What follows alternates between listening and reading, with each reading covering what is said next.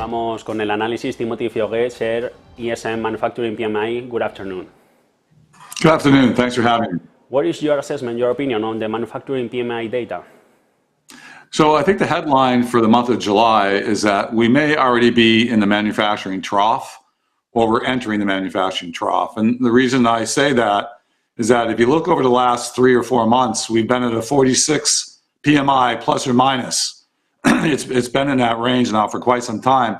The sub-indexes that make up the PMI have been shifting though, and they're shifting in much more of a positive direction. And what I mean by that is that, I track this from a demand, an output, and an input standpoint.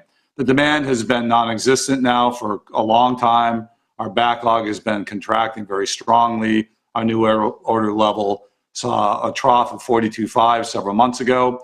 In the month of July, we saw both backlog and new order levels contract, but not contract anywhere near as fast as they were contracting in the month of May or June. So I think that's a positive. We might finally be emptying the order books and time to start refilling them. And in the month of, probably in the month of September and October, we'll see the new order level and maybe the backlog order level pop back up closer to 50.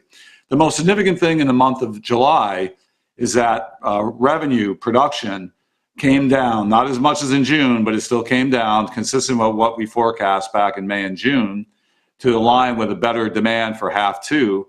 And then most significantly, I think the employment number saw a fairly strong contraction, which we predicted back in May and June, because companies need to really right-size their cost structure consistent with what they believe to be a lower output in half two. I think the overall sentiment in the panelists is that probably half one of next year will be probably the bottom and maybe the grow out, and that we're probably entering that bottom now. And it's going to be slow moving.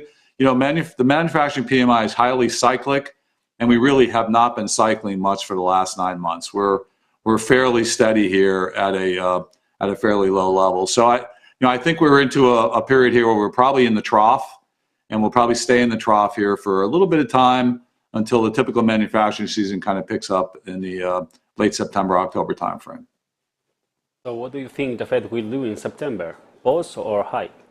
Well, it's a good guess. I try not to guess on that. Our prices number contracted again, not as fast as in the month of June, but it contracted at 42, I think, and some change. That's a fairly strong contraction number. If you look at the detail in the report, you'll see that we had quite a few commodities, manufacturing commodities, that are not only down in price, but they're up in price, which would lead me to believe that we're achieving a level of equilibrium where suppliers are not as desperate to get orders.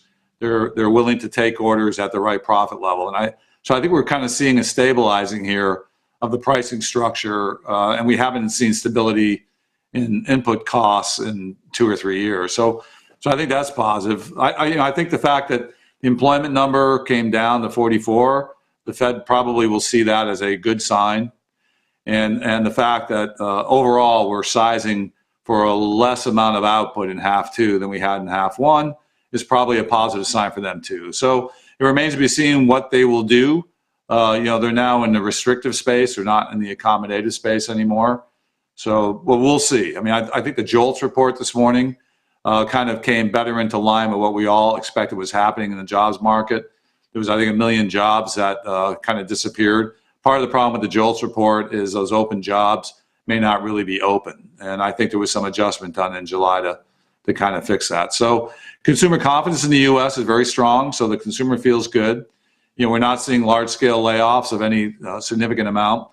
In my hire to fire ratio that I talk about with your viewers every month, in the month of June, the layoff piece of that hire to fire was a higher percentage in June than it had been in the prior 5 months. In the month of July, it's about equal with freezing hiring as well as attriting your headcount down. So the 3 of those are very actively being used to get to a lower level of headcount for the second half and probably for the first quarter of 2024. Timothy Fiore, thank you so much for being in Negocios Televisión. It's a pleasure. Thanks for having me. Talk to you in September. Y de momento, esperando a septiembre lo que pueda hacer la Reserva Federal.